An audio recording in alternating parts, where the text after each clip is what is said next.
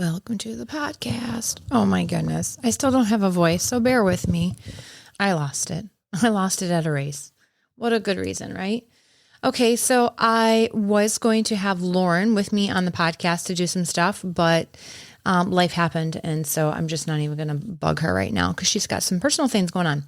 So I'm just going to record solo, but not, because they're going to hear a bunch of clips from, a decent amount of clips from Crimea River. Some are just really random, and you're like, what the, and then some are funny. And then after that, I'm going to talk about the Pinetum race where I recently lost my voice. Also, I'm going to share some stuff with you in between about Crimea, my thoughts on that. And I want to share some information, some personal information about experiencing my very first DNF. I think it's important that we talk about all the good things and the not so good things. So yeah, I mean, it's all a journey, and it's important to share. So, I mean, since we last recorded with Erin, those are the things that I know that have happened. I mean, there were some local 5Ks, but I mean, this podcast is a lot about ultra running, and so it's what we focus on. So, we had Crimea River that happened on July 13th, and then Pinetum happened July 19th through the 20th. So obviously I'm really passionate about Pinetum because I'm one of the RDs. I'm a race director with Lauren and Matthias on that one, and it went amazing. I am super excited and proud of everyone who participated in that. So excited and proud. And it was just such one of those things where you're like, oh, it's over. Screw it. Let's just open up registration and get excited for next year starting out. So I'll talk about that more later on the second section of this podcast, but let's go into Crimea River. All right, so Crimea River. Okay, so Crimea River offers a 100-miler, 100K, 50K, and a fun run they call the half marathon trail race. In the 100-mile race at Crimea River, you will get 23,500 feet of gain. It says no crybabies allowed. This course is brutal for Illinois. Anyone who's gone there for the first time is like, holy shit. Switchbacks in Illinois. It is relentless hills nonstop. It is one hell of a challenge. It is probably the hardest race you're going to find in our area. So if you're looking for a challenge, this is it, my friends. This is definitely it. If you want to do some hard shit, do this. Okay. So I don't know when it'll be happening next year for sure for the dates, but follow their Facebook page. I don't know if they have a page or just a group, but anyway, great race, great people. It's small. I mean, I'm surprised. Okay, I shouldn't be surprised how little people sign up because it's freaking hard. And some people don't want to do the hard stuff. They're like, nope, pass. It's ugly hard. That's how hard it is. So, okay, let's get into these weird, random things I have recorded. Welcome to the podcast. We're at Crimea River, or as Brenda says, Crystal Lake. Okay, pause. It seriously does remind you of Crystal Lake from, Friday the 13th. It's creepy. And there's like this one place that you go out. I never even remember the official name of the aid station, but I just call it, you get to the stabbing cabin and literally call it the stabbing cabin. Sean Brandon said for $100 I could get a PR and not have to run the course. I should have took him up on that. Erin is here at Crimea River. As said, Doing the 50K. Hey, I heard it's not going to be hot out there. Shit. Hot and 50% chance of rain. So. What do you want? Rain? No. You don't want to go down the river? No. I'll go with the heat. I can deal with it. I brought my ice bandana. I didn't bring shit, but I'm doing the fun run. The fun run. Yeah. Look at Matthias doing jumping jacks. Thinking. Matthias is warm up. He already did a warm up loop. Motherfucker. He's one of those 5K guys that goes out and does warm ups. Yeah. I might. It's either way. We're gonna get wet. We're gonna get moist here in a bit. Brenda and I rode together. Matthias was solo. She's in the bathroom. Taking shits? I don't know if there's shits. I gotta go do mine. I think it's PPs. A lot of PP. We were hydrating, taking shits. Oh, she was lubing. Took it out. Where did Sean go? Sean? Parking lot. Oh. That's where the last time I saw him at. Yeah, I heard that Rachel dropped. Did she? Yeah. You think it looks like Crystal Lake, Brenda? Yes, it does. And I can't wait to hear what you think about the stabbing cabin. They're like, no! I'll run really fast there. You'll have to explain your heart rate. Yeah, right? Coach will be like, what happened? I'll be like, stab cabin. Murder Hills. All right. Well, good luck to everybody. I had no idea what I was in for. I mean, I did. I've done this course before. I knew what I was in for, but I did not know what my leg was going to do or not do. I would be a very sad person later. Backyard with all my little trail angels following her. This is, I've not listened to this. I started to just to like try and label it before I played it for y'all. But this is like a random conversation that I just walked up on and then hit record for Keith Aran and Sean Brandon, talking about Sean's recent 100 finish at Potawatomi. That's a big answer. Could not do it, you know. But just over the last couple of years, you know, we're getting older, and it just started putting life into perspective more than anything. Yep. And one more mistake and I'm gone. I can't afford that. Yep. So I spent 32 hours getting that 100 done, taking left foot, right foot drink. I've never peed so much in a race in my life. It was ridiculous. And, you know, I was running with Matt Matheny, several people throughout the course of the weekend. Everybody coming up to me, "Are you okay?" "Yeah, I'm fine." "Why?" "Well, you're being awfully quiet. You're never quiet. You never shut up. Why are you so quiet? Are you okay?" Like, dude, I'm fine. I'm just concentrating on drinking and moving. Yep. And This is me focusing. yeah, I'm on a mission. I'm gonna get this done today, and I'm never gonna do another one. Because I don't know. You just get to a point. Can I do it? Yeah. Should I do it? Do you want to do it? No, and that's the other thing. I don't enjoy them anymore. You know. So Kelsey's added another 4 hours to the 200. I know. What a dick. So of Wait, I'm course, sorry, what? What a dick. yeah. So now it's got me thinking again. It's like, oh, 4 hours. And then run today, I realized, man, I don't want to do that. This half here, just with the weather, you know, it's like, man, just puts in perspective. So he called me one morning. So the big question is, will Keith not do the 200? Bum, bum, bum. He's like, "Hey, I got a question to run through you." I goes, "Yeah, what do you got?" He goes, "What do you think about extending the Potawatomi 200 to 76 hours?" He's like, "I want to ask you because I know you're kind of he called me an elitist." I'm like, what are you talking about? I got a name for you, but it's not that. He goes, you know what I mean. He's like, you're the, 100, nothing less than 100 miles, should get a buckle. Yeah, I agree with that. That being said, I wear my 50-mile buckle all the time. I don't even know I'm recording them, I don't think. Oh, you're recording? Oh, yeah. You never know I'm going to get out of your mouth. Yep. So... Okay, so maybe they didn't know I was recording. Oops. So the fuzzy sock comes out. So he My says... fuzzy balls. He says, so what do you think about extending the time cutoff to 76 hours? I'm like, you'll get more finishers. You might get more sign-ups. How many people who just missed the cutoff by like 2 hours are going to be pissed? Does that happen? Well, they can go back and try it again. What I thought was interesting is... I left 2 hours on the table. I was like 69.57. I'm going to move in close to the mic and say that was under the tough man cutoff. I don't think there's any... I don't think there's many other 200-mile races that have a 72-hour cutoff. It's I don't know. crazy. Yeah. And I know, like, Well, he told me the finishing rate's like 6%. Maybe that cutoff time is... It's stiff. I mean, I had... That 200-miler was probably one of the best races that I've ever ran. As far as feeling good most of the time, I think I only cried... The only time I ever cried during that race was on the third sunset, going through Heaven's Gate Prairie. Yep. I just happened to look up and see the sunset and started thinking about... shit. I'm going to have to go all the way through another night. Yep. And that one crushed me. Yep. I cried for 10 or 15 minutes, and we got to an aid station and had a cheeseburger, and I was good to go again.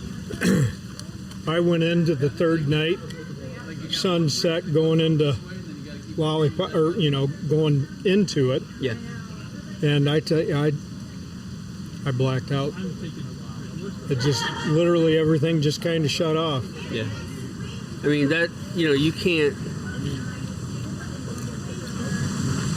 in my opinion, you just can't compare trail races one to another. Yep. You know, I mean, you can come out here, you can't even compare this trail to itself.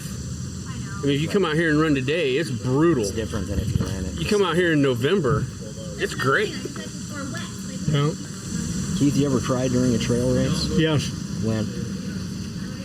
Actually, it was my first 15K I was doing in the winter. Is it 15-1-5? 15, just a 9 mile, 15K. Yeah.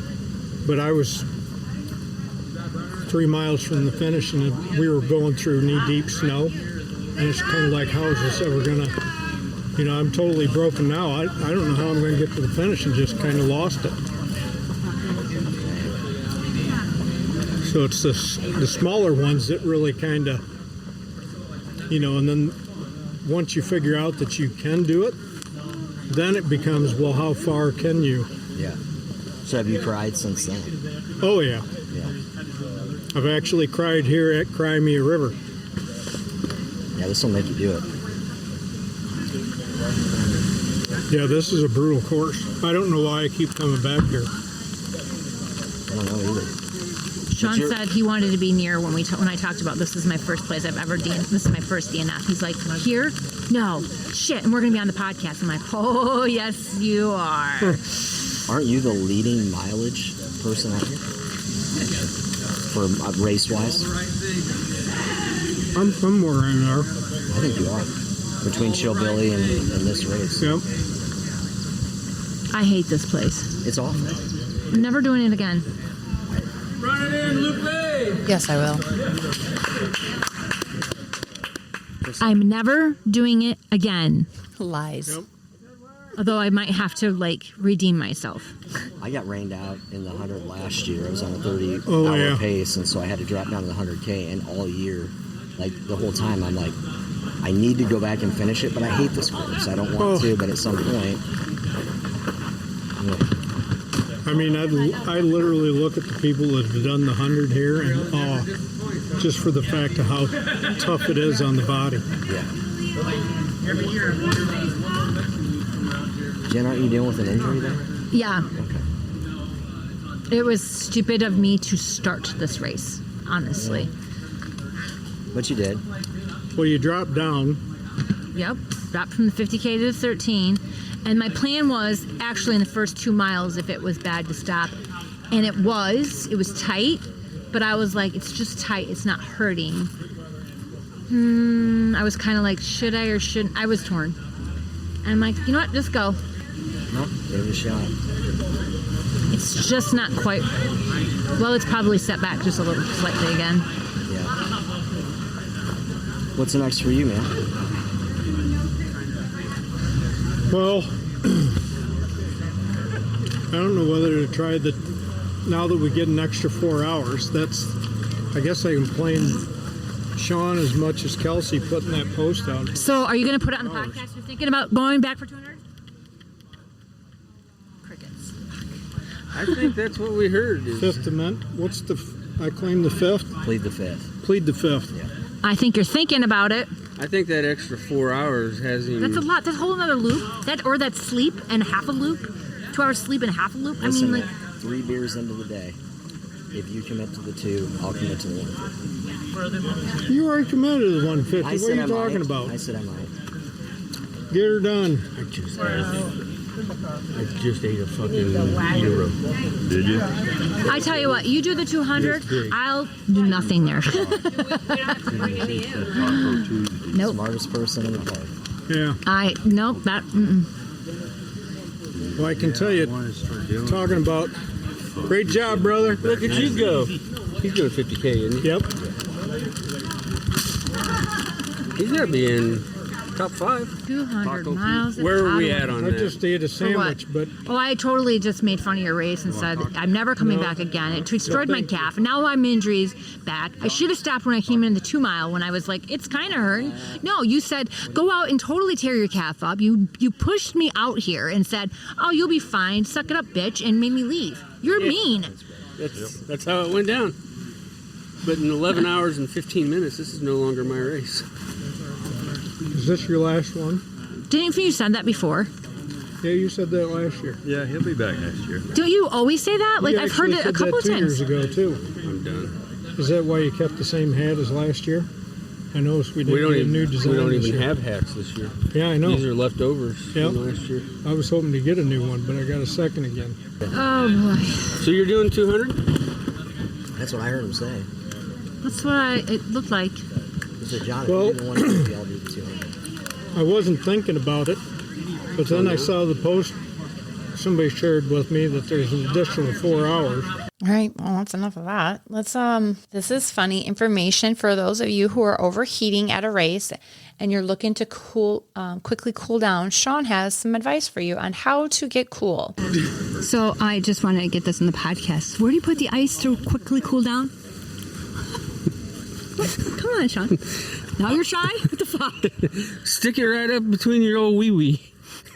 Ice the wiener, you said. Ice the wee-wee, right underneath the boys. All right. Yeah, that'll cool you down in a hurry. There's probably a more scientific way to go Or a about cool it. clam. Like, or a cool clam. got it. That's cool as a clam. That's how maybe that's where it came from. They put ice on it and she said, I'm cool as a clam. I'm going to have to think about this one. Okay, so there's that. So what happened is I was sitting in my chair and a runner, I believe it was the first place 50K female, was getting a tad bit overheated. She did look really just stressed from the heat. And she wanted to just sit down for just a moment. So she sat down. She was in the chair across from me. And Sean comes over and he's like, here, shove this under in your crotch and like lift up and get in there. And she's like, oh, okay, here you go, Sean. She just opens her legs and like lets him, and so that she when she shoves it down and whatever. He's like, yeah, the quickest way you want to get cool is usually we just say shove this under the boys, or for your case, that. So cool as a clam, I guess. I don't know, but she seemed to like quickly perk up and seem better. And then she slammed down 2 popsicles. And then she saw the second place girl coming in behind her at the aid station. She's like, oh, shit. And then she just took off. She was gone.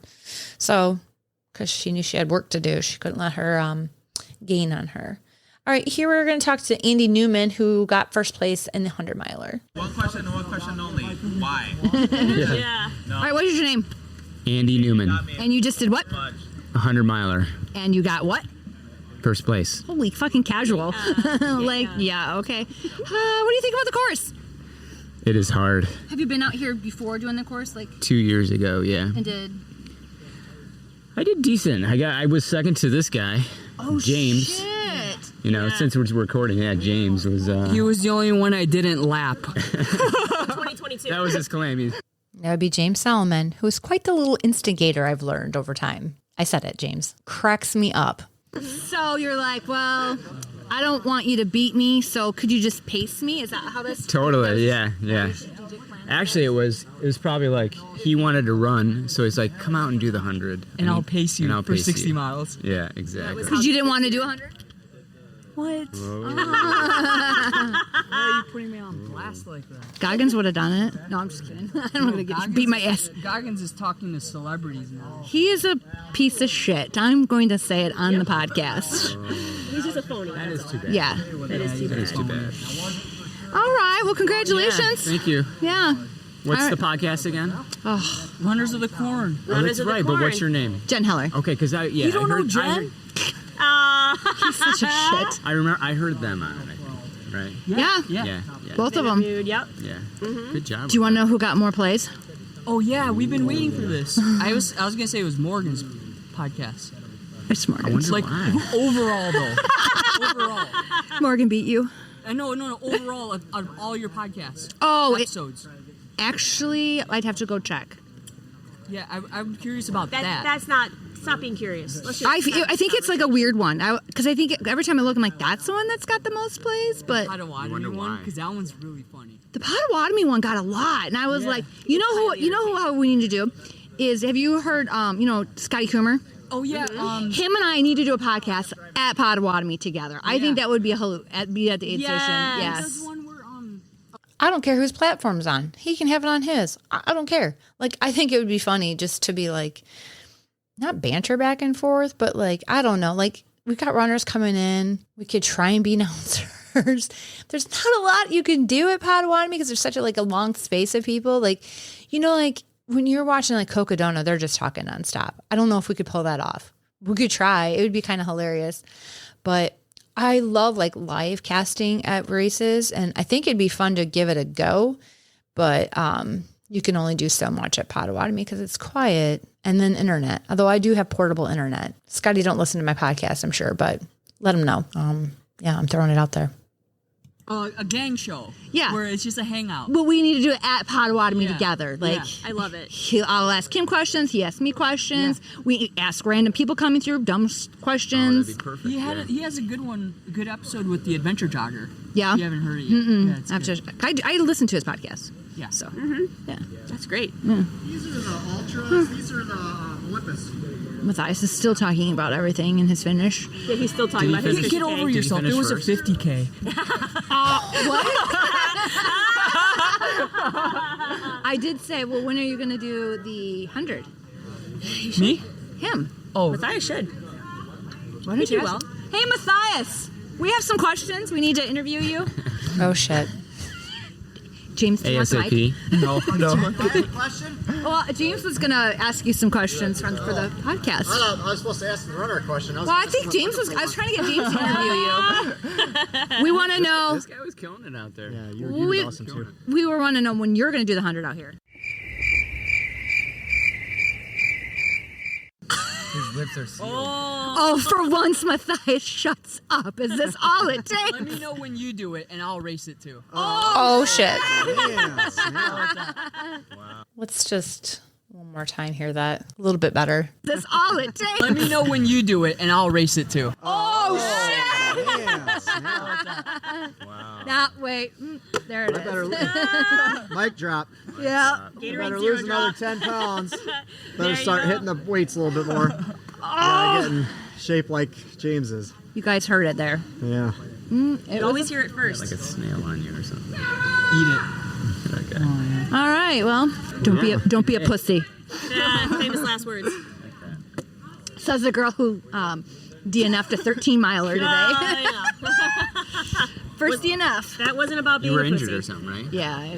That's You have a see? solid excuse. It's about making decisions. Hey, when we race it, we'll both have a color going. What was your Yeah, because we both get it Blame. sub 24. He got a little. He got a little. I got a little Go show pop. him your little thing. pop top thingy or something. I mean, that's kind of cool. Let's see your little thing, Matthias. Show us your Not little recording award. anymore. Oh, yes, I am. Oh, yes, I am recording. Oh, it's cute. That is cool. Pop What is it? Pop it like it's hot. A phone pop it thingy? Oh, a phone pop it. They didn't give me one because I didn't. Oh, look at that. And he's I got one of these. Just like you. Look nice. Oh, you got the mirror. That was awesome. That mirror is huge. I know. I love Did it. Amy go back out? So, I got to come down and get it. No? I thought I saw her getting ready. The 100-mile first place. 2025. Female. Yeah, she went back out. Oh, okay. Yeah. Cool. Good. Good. Yeah. She should. She'll probably catch Bloom, to be honest. And she should stick with Bloom. They So can she team up. didn't drop out? No. She went did back back out. Good. They got Good her for back her. out. Yeah. What did you say to her? To who? Amy. I didn't say shit to her. I thought you just said you got her back out. No, I said they got her back out. Oh. The only one I had a short conversation with was the British one. Oh, It was for the Sophie. 50K. Yeah. And the two women, they're like Sophie. neck and neck. Yeah. And she was just like, blah, blah, blah, I'm resting and I don't want to. I'm a scouser. I don't want to hear. Scallywag. What did she say? She's like, I just want things. Let me be negative for a little bit. I don't want to hear like it's going to be okay or whatever. And I'm like, yeah, well, how about this? The girl who's about to, you're trying to stay ahead of, yeah, she's coming in right now. And she goes, shit. So then she left. You could ask her Yeah, that'll your do UK it. question. Your UK. She really was. All right. So you heard about Matthias and James bantering back and forth. So we'll have to really just kind of promote that. I feel like really encourage. There's the word. Encourage the two of them. I think that would be a really fun race. So Here's more of them together.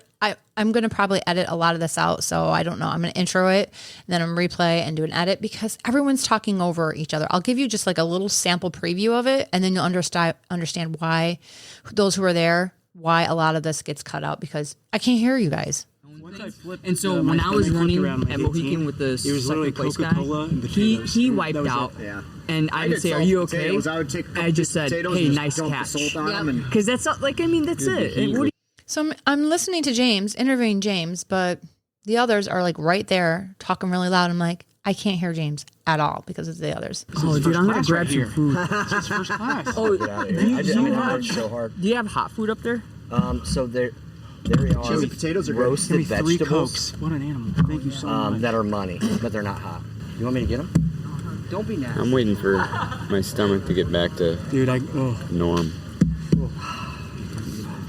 I have not had a day like that in a while. It sneaks up on you. Well, at 20, I'm just like, all right, what are you gonna do here? You gonna quit? No. So just death march it in and just fucking slow down and manage your stomach and keep going. Coke, potatoes, head down. Yeah. Pretty disappointed, but whatever.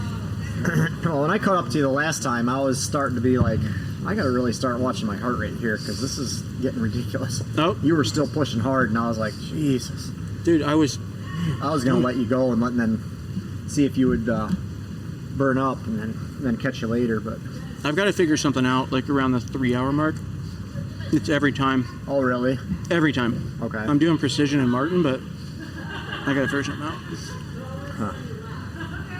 Because my legs feel great. Really? Great. I'm ready to rock. It's my podcast. Huh. Can I ask who you are? Which you did second, right? Which podcast is this? Runner's Corn. You were 50K second, right? 50K second, yeah. All right. Yeah. You look extremely exhausted. Heat really get to you? Yeah, it was pretty warm. Yeah. A little hilly, a little warm. Yeah. All the things. Yeah. No, yeah, it was a lot. Well, congratulations. Thank you. Yeah. Yeah, no, it was fun, but you had to really work for that one, didn't you? I was monitoring my hydration by how frequently I'd have to ring up my headband. Oh shit! And then in the last 4 miles, I stopped bringing it out, and I was like, oh no, that's not good. No, that's not. That's a good way to do it. I'm like, oh yeah, I'm not sweating like I should anymore. I never thought of that. Fuck that guy. Yeah. What was the highlight low like on the whole thing? Oh, because I live about a mile. Oh, do ya? Okay. The highlight was these guys helping me. Like Morgan was awesome with her. So pleased. Morgan is still crewing because it doesn't stop. It never stops. No. Okay. That was just like a random pile of everybody who were in the 50K, the men, top 3 guys we're talking there, and James. So. You wait a minute. You did the half? I did the half last year. Oh, okay. So you knew what you're kind of getting into. Kind of. The problem is yesterday I realized that 50K isn't twice as far. I was kind of thinking in my head it's only about twice as far, which obviously isn't very smart. But in my head I was... That's called being 44. Kind of thinking that. You did great. You did really great. What's your name? I'm John Havinga. Okay. Having a good trail run. Or having a good day. Last name's Heller, and I feel like I'm in hell out here right now. Yeah, it was a lot warmer than last year. It's very warm, and that plays a big role for everyone right now. Yeah. And I was... Yeah. You haven't looked at your toes yet? No. That's like my favorite part. Yeah. Let's look at the carnage. What's you got your inside big toe. Mine's on my end. I always get it right where he's got it, right there on that inside toe. Yeah.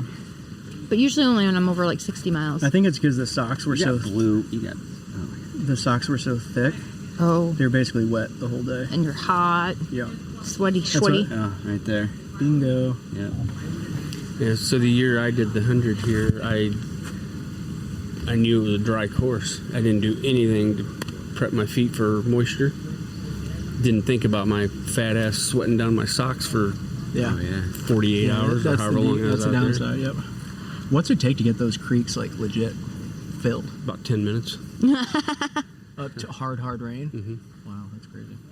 I was here 2 years ago when James got swept away. They were annoyingly dry. I was too. Every one of those creeks, especially the one with the stepping stones Oh, yeah. between Robinson and Green Valley, that that creek. Yeah, when can Keith go and I, from when I bone came up dry onto it, he's like, "There's a rope to on there." I'm 7 like, feet deep. it was laying on the ground. back There was to no bone water. And dry we're like, in less than 8 hours.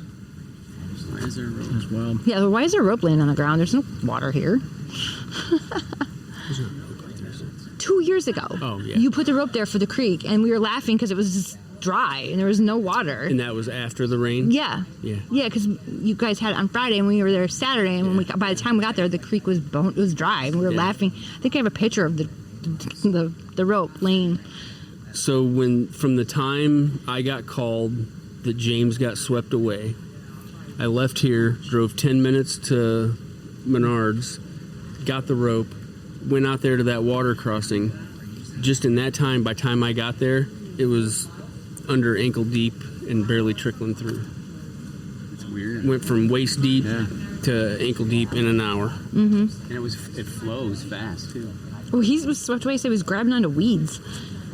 I'm like, you're gonna get poison ivy, and I think it's on the interview. What's that? Or how do I know? And I'm like, you're gonna know in a couple of days. But I don't know if you ever got it. Probably not. Poison ivy's too afraid of James. I'm not sure I've ever ran a harder 50K. I'm not gonna lie.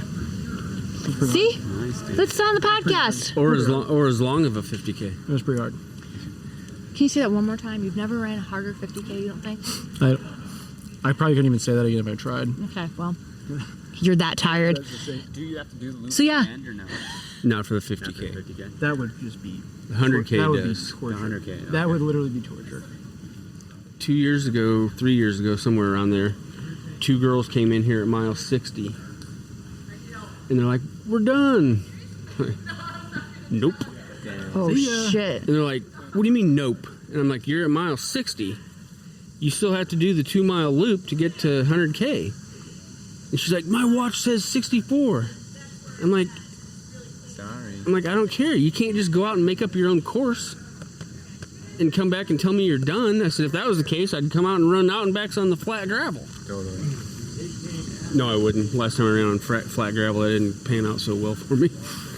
Tunnel Hill. Hennepin. I did Hennepin 100. Oy. That put me on dialysis. 33.4 is what I have. For 50K? Mm-hmm. That's only 2 miles over. That's not bad. That's a 50. You must cut the course.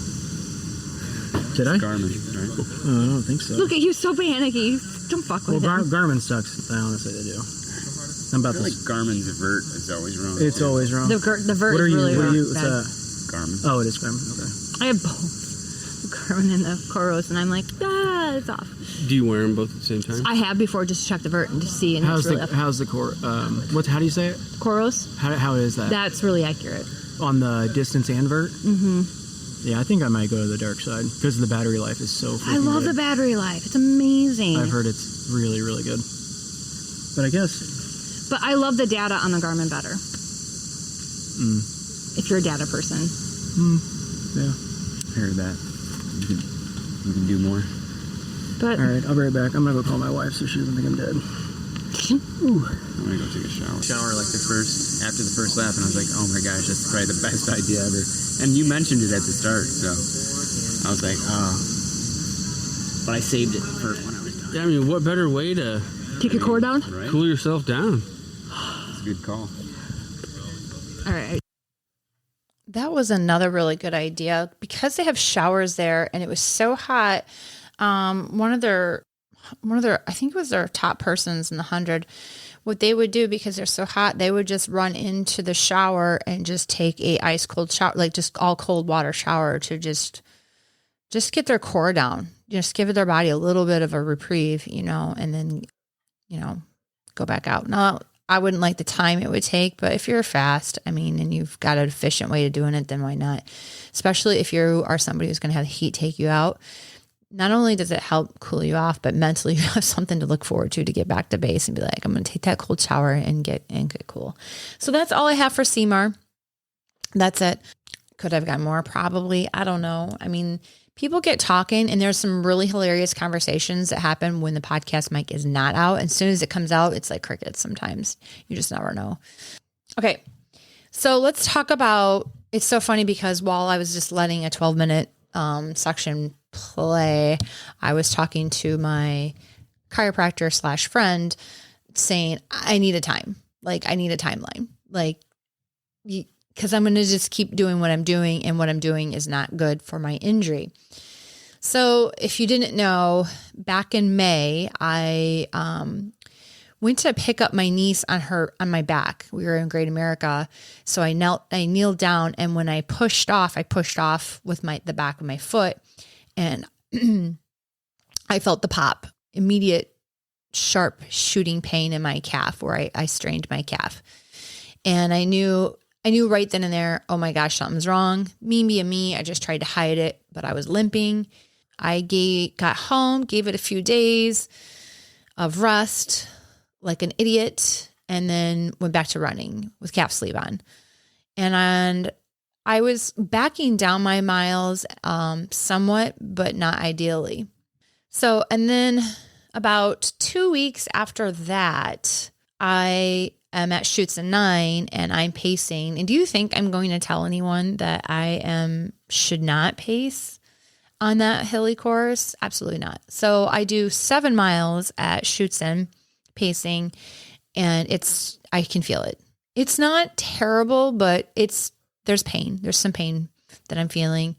So I'm like, okay, give it a few more days of rest afterwards. But I kind of started to feel it that Wednesday on June 19th. I was like, oh, my calf is kind of hurting.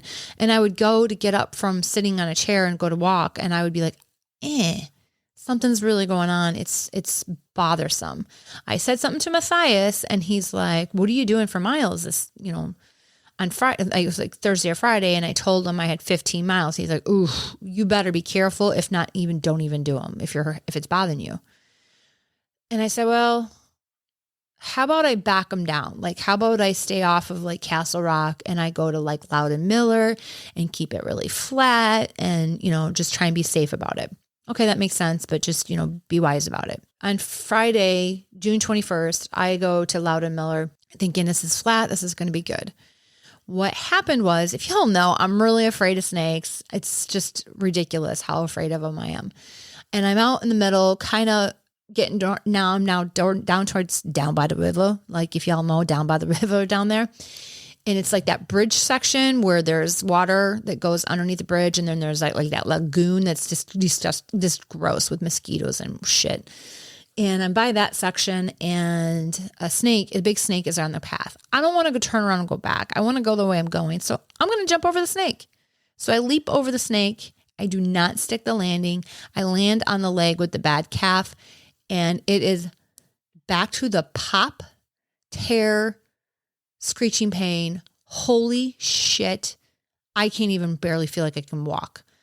I'm like, oh shit, I just totally fucked my calf up all over again, if not worse than when I did it May 29th. So I'm like, this is really bad. So I start walking forward, and I get to that section, and then I hear something hissing and growling at me. I look over, and I'm eye to eye with this damn big fat ass raccoon who is in the middle of the day growling at me on the tree. And I'm like, oh, hell no, Satan. I take off in a sprint with this calf that is screaming on fire, sharp shooting pain, and I try and get away. I'm near falling, trying to get away from this raccoon who I'm convinced is trying to kill me. If y'all know why I'm afraid of rabies, you know why. Like, I have a bad experience with it. I'm like, not going down that path again. So I'm running away in what probably looked like the most ridiculous run form. And I get away, and I'm in clear, and I'm like just standing there collecting myself going, I can't walk. It hurts so bad to walk right now. It took me 2 miles to limp my ass out of that park, limping. I am doing a Marco Polo. If you don't know what that is, it's a video chat back and forth with my bestie. And I'm like, Andrea, I screwed up. And I tell her what's going on. She's like, oh my gosh. And she's trying to be it's okay. It's all right. Just get out of there. She's laughing with me, but, trying to be like that console me from 1,000 miles away kind of friend. And just like, let's just focus on right now. You need to get home. You need to ice. or I think maybe she told me to heat. Let's just focus on today. And I'm like, there goes my race. There goes my race. That's where my mind goes. Definitely there went my race. So that's what happened. That was, how June 21st went. So I back it down a lot. I'd have to look back at my miles, but I try and take off time. And I realize, okay, so I try and ease back into my miles. I do a little bit of a hill. I think it's okay, but it's always just kind of there. And it's just like a back and forth aching. So from that injury, let's see, 3 weeks after that injury, I go and do a Crimea River. I'm going to do the 13 and I bumped down from 50K to a 13 mile, realizing there's no way I'm going to pull off a 50K. And I had done some miles, I had been doing flat miles on our Meadows loop, and I was okay-ish with it, but I had to wear a calf sleeve, but I was staying away from hills. I did one hilly loop at Castle Rock, and it went okay. So I was like, okay. Now granted, this is just 4 miles, if that, not even 3 or 4 miles on Castle Rock. I only did one test run, you guys, before Crimea River, because that's all I had time for, and was like, okay, I'm going to go for it. So I went into it knowing that something would go wrong, but I was hoping I would know within the first 2 miles, because you have that first 2 mile loop and then you're back at the base camp. And it was really tight after that first 2 miles, but it was okay-ish.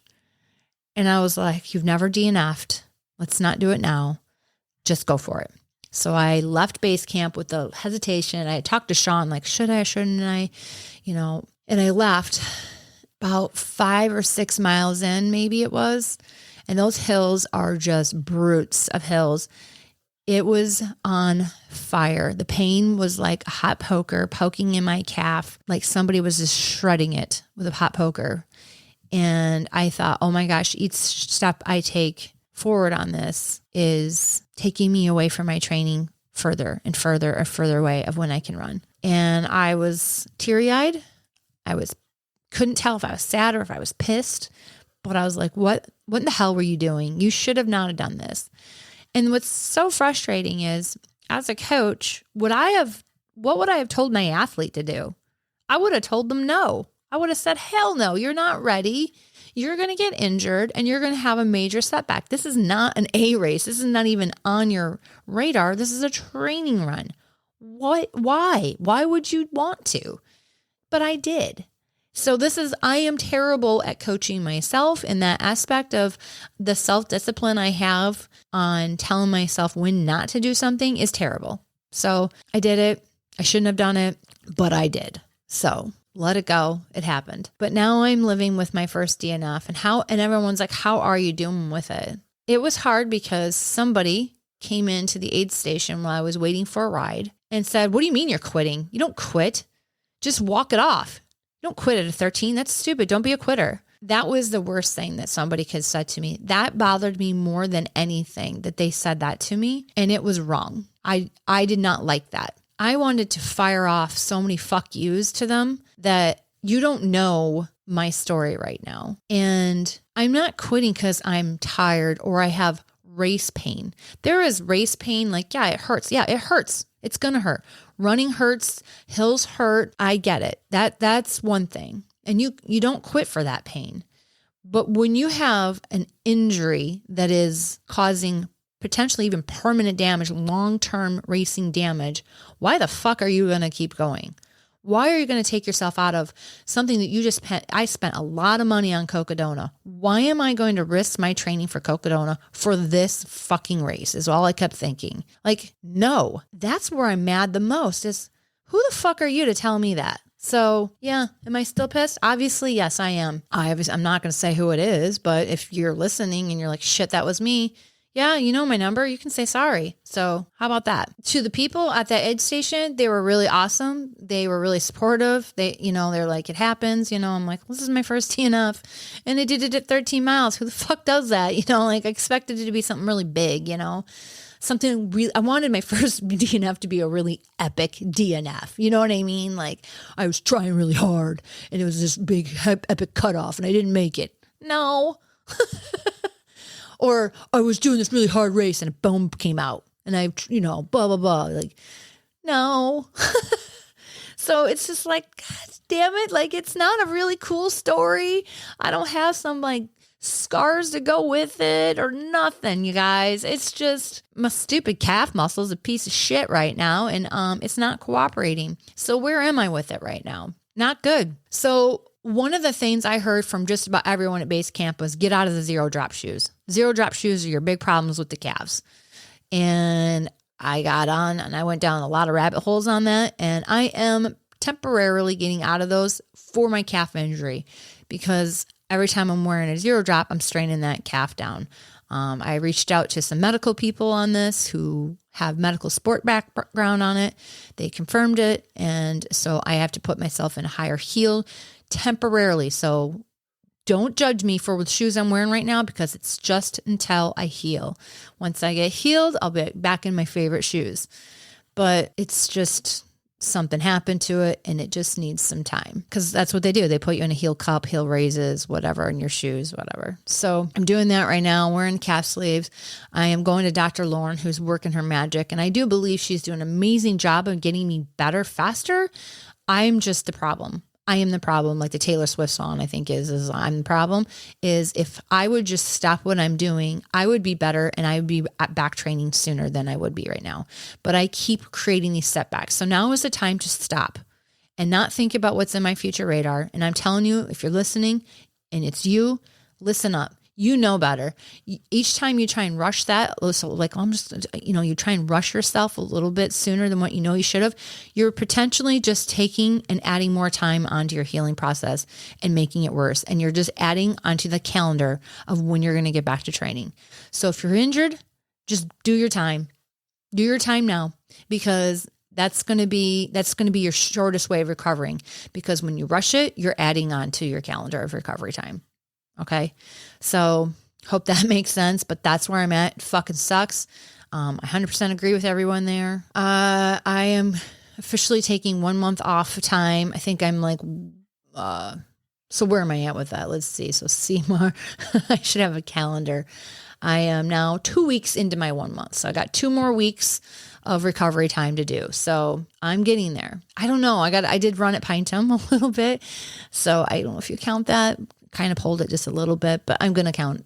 It wasn't like a full-fledged run. So that puts me at about August 16th. And then I go on vacation with my husband. So that's going to be quite the goocher. If y'all know, when you're married to somebody who doesn't run, oh, bless, man, you guys, that is a challenge in all itself, which I would love to do a podcast about. Not that they hold us back, but to kind of hold us back. I'm just saying it. All right. So that's it. DNFs suck. Let me just go into the big psychology part of it because I'm all into psychology because that was what I went to school for. Okay, here we go. We're going to get about as deep as a puddle here right now, okay? Why do we get so depressed? Why do we get like deep, dark depressed sometimes when we're on the injury list? Here's my thought process on this. A lot of us get into running for some deep reasons. We are fighting something in our life, in our past. We're overcoming addictions of various things. We're overcoming a bad relationship, childhood abuse. I mean, like it just goes, there's just all these things that I have heard when I talk to people on this podcast. And a lot of times it's so funny. Some say it on the podcast. Some tell me after I stop hitting the record button. But most of you, a lot of you have a reason why you are here running. Okay. When we're out running, trying to put this together for y'all to get inside my brain here. We enjoy the sense of control that running gives us in a life where we feel like we have chaos. So in a life where we're like, it's going 100 miles an hour, several different directions. When we're out there running, the noise stops. We have control. We have control of how many miles we're doing. Almost have control of the speed we're going. Sometimes we want to go faster, but you can only do so much. We have control of this part of our lives, and we love that. It gives us peace and control. When an injury comes into your life and you can't run, you have now lost control, and you're grasping every which way, like somebody drowning, trying to get control of the situation, and it pisses you off. Okay. So that's why you see people who are just not okay. So if you have injured friends, Check on them. Don't ignore them, because a lot of times our friendships are based on, in the running group, on running. And so when we're not running, we tend to not talk to our running friends. Check on them. They're not okay. They need you still. Don't just ignore them because they're not running anymore, because that's when they need you the most. All right. Whether it's like, hey, I know we can't run together, but do you want to go swimming together side by side, walking, whatever, cross fitness, but they still need you. All right. So there's that. Was that deep? I mean, deep as a puddle. All right. All right. That's another tangent. All right. This is why I have a co-host. They got to reel me in. I miss you guys. All right. Pinetum. Let's go on to it. All right. Pinetum. Okay. I had to pause for a second and I'm back. So I'm a little distracted here. So Pinetum went incredibly well. Like I said earlier, it's me, Lauren, and Matthias, who are the RDs there. And we made a few adjustments. We plan on keep making a few adjustments, always trying to make it better. We pride this race on keeping the cost incredibly low. So there's not a lot of bling. Not a lot of race bling for you guys in the packet pickup or anything, because I mean, where else are you going to do a 24-hour run for $45? So there's not a big aid station. We just hold some water. We did have some ramen and stuff available for those who needed it. Yeah, we try and keep it kind of backyard style, low key, what have you. It is held at Low Park in Dixon, Illinois. It is on the Pinetum.